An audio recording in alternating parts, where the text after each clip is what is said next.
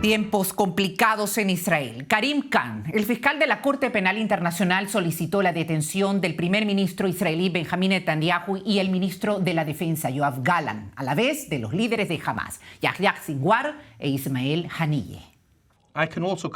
También puedo confirmar hoy que tengo motivos razonables para creer, sobre la base de las pruebas reunidas y examinadas por mi oficina, que el primer ministro israelí Benjamín Netanyahu y el ministro de Defensa Yoav Gallant tienen responsabilidad penal por los siguientes crímenes internacionales cometidos en el territorio del Estado de Palestina desde al menos el 8 de octubre de 2023.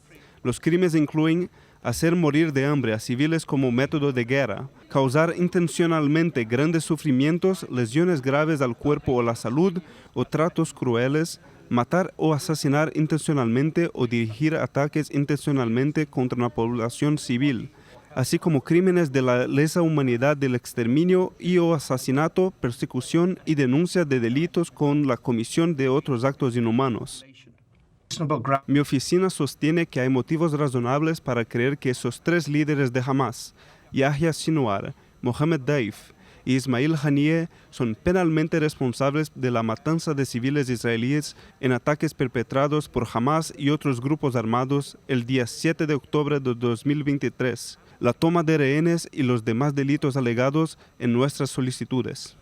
De esta manera tenemos vía Zoom desde Londres a Tel Aviv al destacado abogado especialista en Derecho Internacional Orlando Viera Blanco, vicepresidente para América Latina de la Asociación Mundial de Juristas. Bienvenido, doctor Viera, a i24 News. Muchas gracias por la invitación y un saludo para ti, Nicole, y toda tu audiencia. Muchísimas gracias, doctor Viera Blanco. Me gustaría, usted que tiene bastante experiencia y muy especial también con la Haya, la Corte Penal Internacional, ¿cómo interpreta usted la decisión del fiscal Khan en una solicitud igualitaria? O sea, tanto para Netanyahu como para Sinwar. Bueno, sin duda el análisis, Nicole, pasa por el meridiano de la retina tanto jurídica como moral, como política. No luce justo que esta nivelación que se ha hecho tanto del primer ministro como de los líderes del grupo terrorista, y subrayo esta palabra, jamás merezca un tratamiento de esta manera. Aquí hay, sin duda, un gran conflicto entre lo que sería el derecho penal internacional, desde el punto de vista jurídico, que es la intencionalidad, realmente ver si es que Israel y su cadena de mando, sus autoridades han procedido en el marco de una intencionalidad que también se le ha acusado de genocida ante la Corte Internacional de Justicia, o ha procedido conforme a lo que establece el artículo 51 del mismo estatuto de la Corte Internacional de Justicia, en concordancia con la Carta de Naciones Unidas, que es a la legítima defensa de su pueblo en el marco de la función de su responsabilidad de proteger. Yo quisiera agregar en este sentido que lo que hay que es realmente ver la proporcionalidad, y hay que tener cuidado entre lo que es la proporcionalidad en el ataque, en la agresión y la respuesta que en el marco de esa autodefensa ha hecho las autoridades del pueblo de Israel. Exactamente, justamente lo que usted menciona con respecto a esa diferencia, porque un país debe defenderse a un ataque. Israel no ha atacado al pueblo palestino de Gaza, ha defendido su Estado, incluso el ejército es el ejército de defensa de Israel. Entonces, ¿cómo explicar a nivel jurídico esta situación y en la complejidad de un enemigo que incluso utiliza a su propia gente como escudo humano? Y ese ha sido uno de los puntos álgidos en esta guerra que lleva ya más de 8 meses.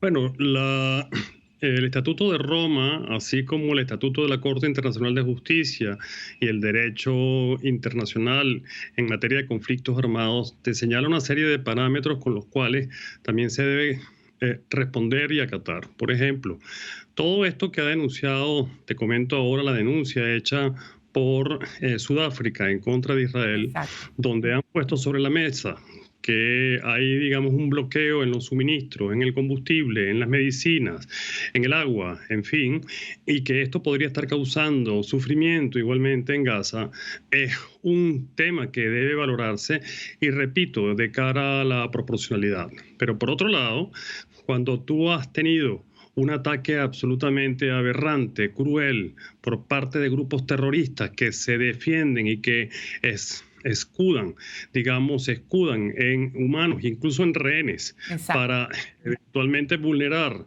la integridad del pueblo de Israel, es difícil, digamos, atacar a Israel por asumir una autodefensa.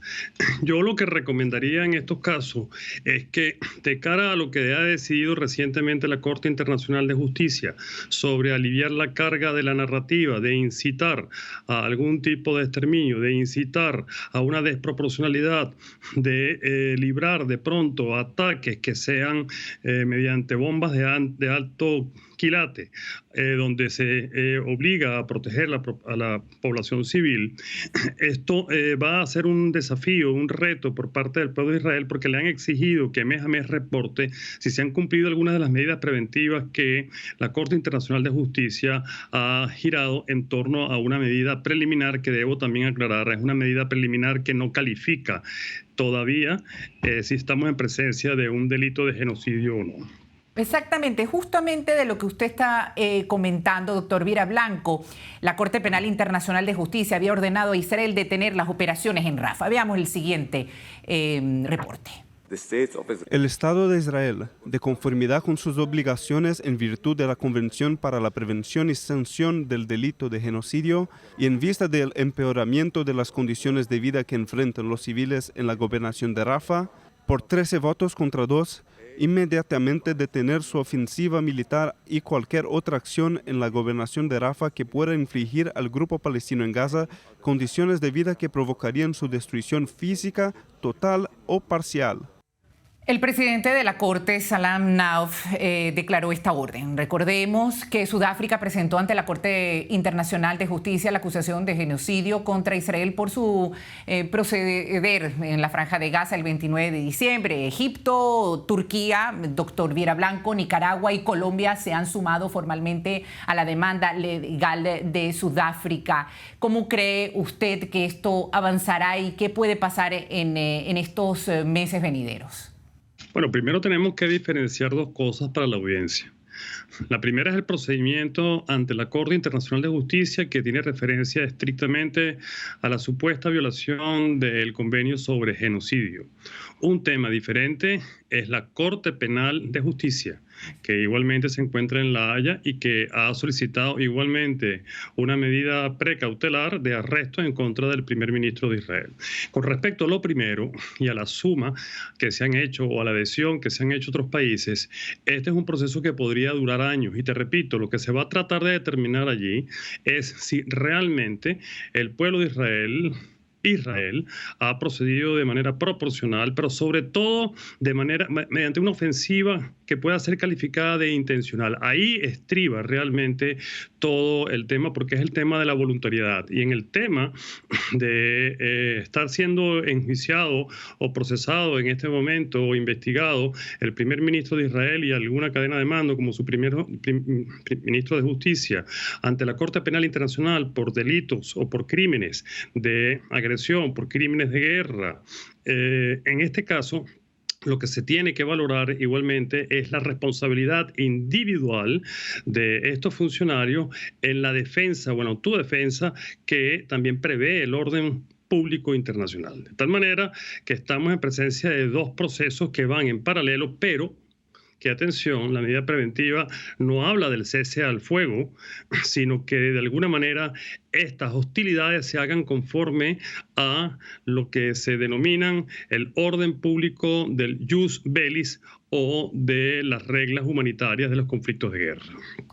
Usted, el doctor Orlando Viera Blanco, destacado abogado que ha conocido los conflictos incluso que suceden mucho en América Latina, conociendo la realidad del sistema internacional, ¿considera que ha sido una calificación, por supuesto, por muchos mandatarios y nos referimos más que nada a nuestro mundo hispano? ¿Considera usted que Israel es un país genocida, porque es una palabra realmente fuerte que ha sido calificada incluso en esa ruptura de relaciones que hizo el presidente Gustavo Petro de Colombia y otros mandatarios latinoamericanos. ¿Cuál es su opinión?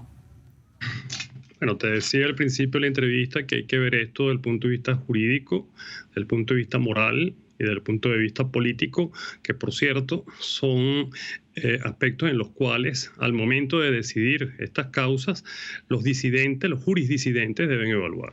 Desde el punto de vista jurídico hay que, digamos, ver con mucha precisión si aquí ha habido una ofensiva intencional desbordada que de alguna manera condujo a Israel a una maquinación agresiva en contra de las personas, en contra de los ciudadanos en Gaza. Esto lo determinará la investigación y esto está aún en una fase absolutamente preliminar. Desde el punto de vista moral, el asunto es más complicado, porque el pueblo de Israel ha sido objeto de una aberrante, de una cruel e igualmente desproporcionada agresión por parte de Hamás. No podemos tampoco confundir que todo el pueblo palestino sea Hamás, y en esto es importante generar esa diferenciación.